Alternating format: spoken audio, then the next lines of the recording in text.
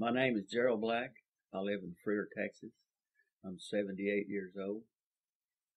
I was born in Weslaco, Texas, but I was raised in Miranda City. I was 9 years old when uh, the Japanese bombed Pearl Harbor.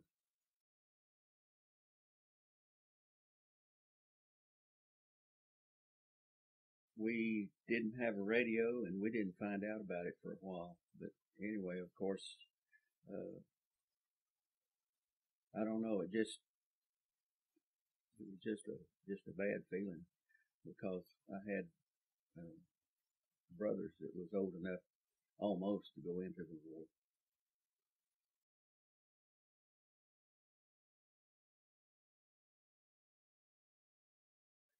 My oldest brother's name was Jim Black. He was drafted shortly afterwards.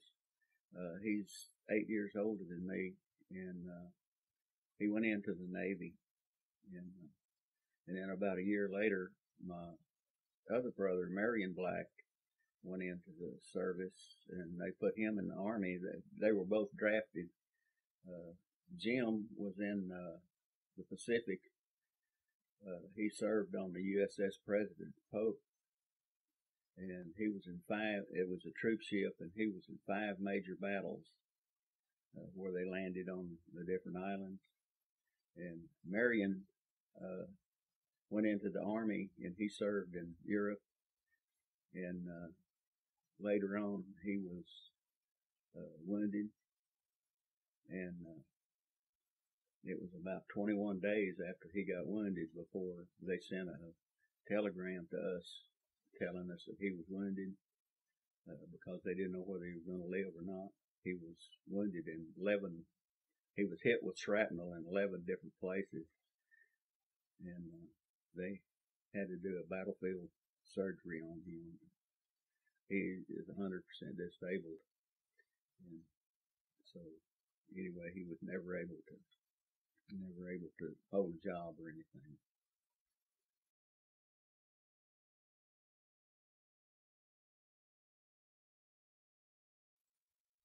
There were uh, at the beginning of the war, things were rationed, uh, sugar, and at that time, tires and inner tubes and stuff like that were made out of rubber, and so they recalled the rubber, and that's when they made the synthetic. And I remember two tires were rationed.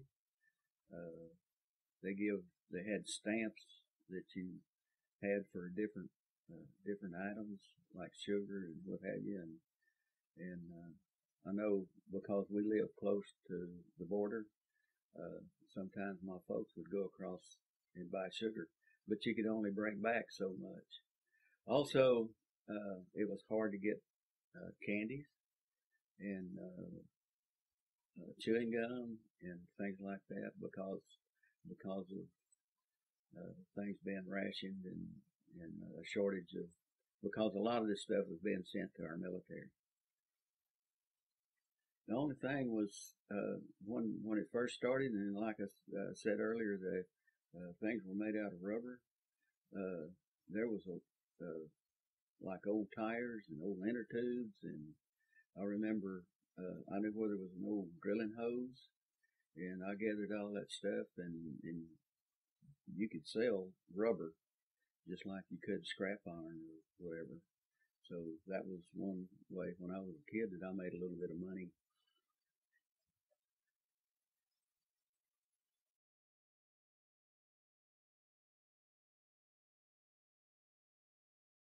I had two little sisters that I had to help take care of because uh, my brother that was just older than me and me were the only two left at home at that time.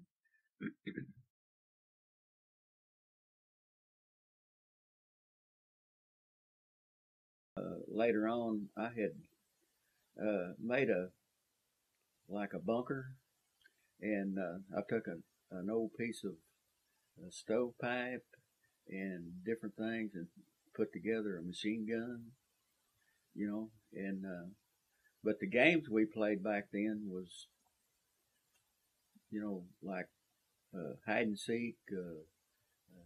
I don't probably don't know what it is, but tin can shinny. You take a stick and hit tin cans, and you know, and try to. It was kind of like soccer. You try to get it from one end of the thing to the other, and just had uh, just different games like that. And we would have uh, clod fights and tin can fights and all kinds of stuff just out in the brush.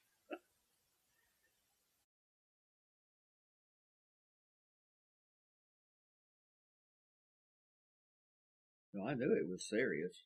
Of course, you know, later on when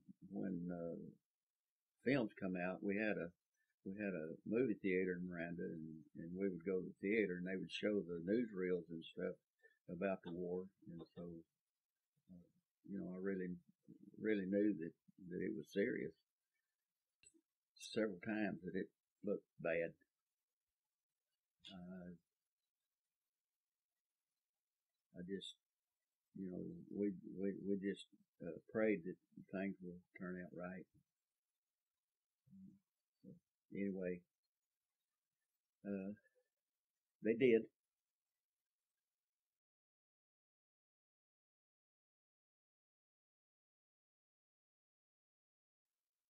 One of the things that I can remember, my brother that was in the Navy uh, talked about some of the islands where women went topless.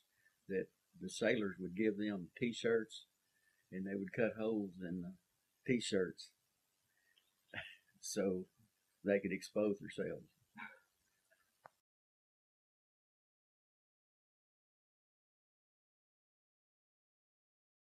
We didn't have any kind of a warning system. The Miranda was a small town, uh, and but anyway, we did have to go under the desk, and you know, they would certain rings of the bell. They had a bell that they rung, and certain ways that they rung it told you different things, you know. And anyway, they talked a lot about bomb shelters, and but I don't know. I never known anybody that made a bomb shelter.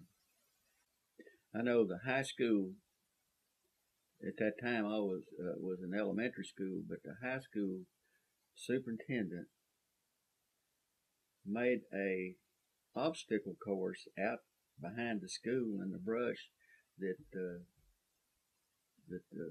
older people, the older guys there, and like juniors and seniors, would have to go through this obstacle course every day, kind of training for in case something happened to where we had to defend ourselves here in the United States. But he just did that on his own.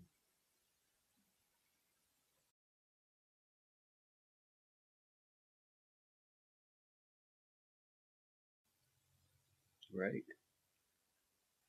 Later on, uh,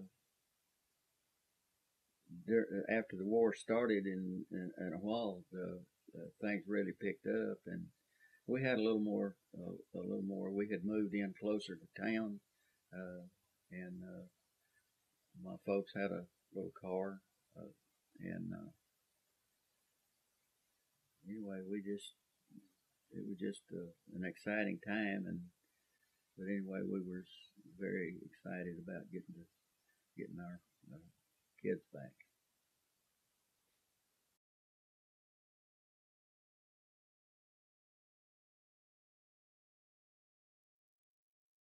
We had a radio. Uh, at that time, we didn't have electricity, but we had a wind charger that charged up a battery, and we had a battery radio, and that's the way we heard that the war was over.